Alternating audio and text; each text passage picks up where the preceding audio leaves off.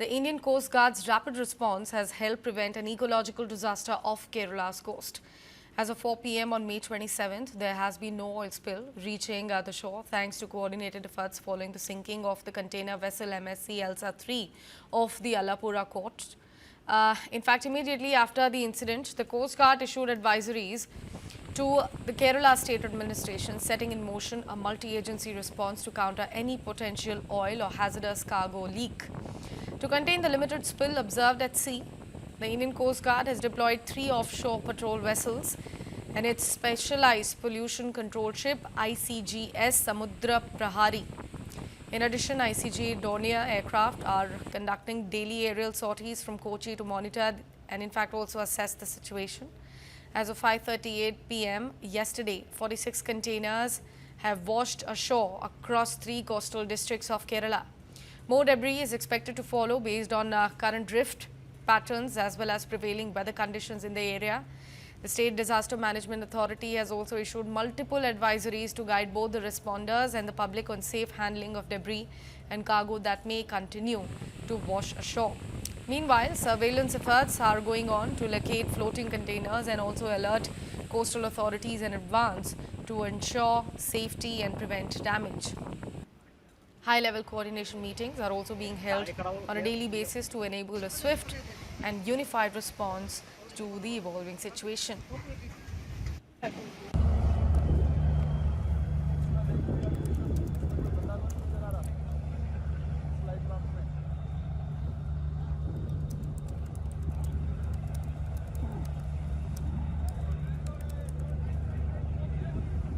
We have to be conscious that the amount of chemical that is there, that will determine, and the currents, because how soon it gets dispersed.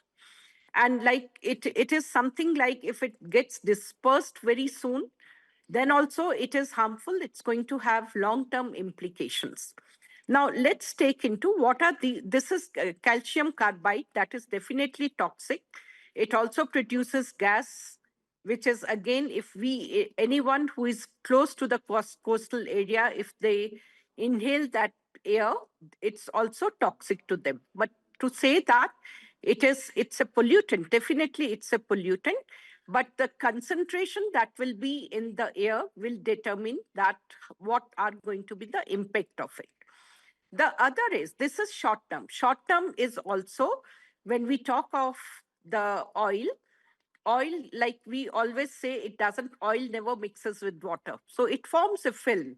So what that film is doing, it is inhibiting the oxygen in the air to get mixed into water. And therefore, for the marine life, oxygen concentration that will be available will become lower.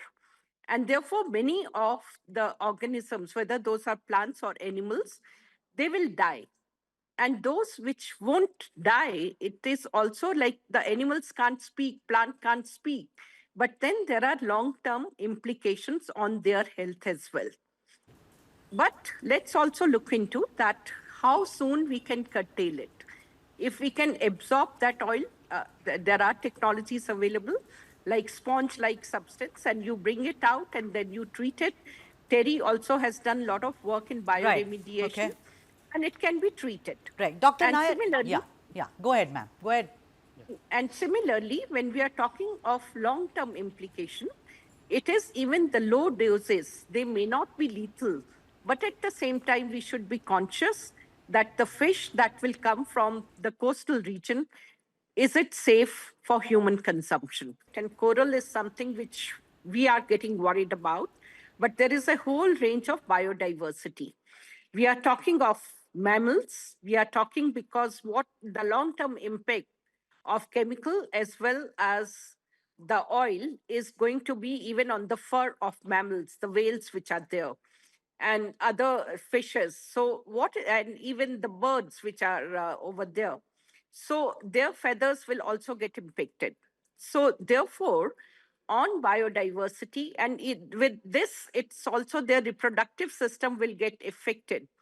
And therefore, in long run, there is going to be a lot of impact on biodiversity. Few species, their numbers are going to go down. There is going to be change in the population dynamics of various organisms, and few species will become more prevalent in the region, including like when we talk of mangroves, we will have resistant varieties which will be able to tolerate higher concentration of oil and so on. But definitely, you are absolutely right. Coral reefs, which in a way is our inheritance, there is going to be negative impact on that.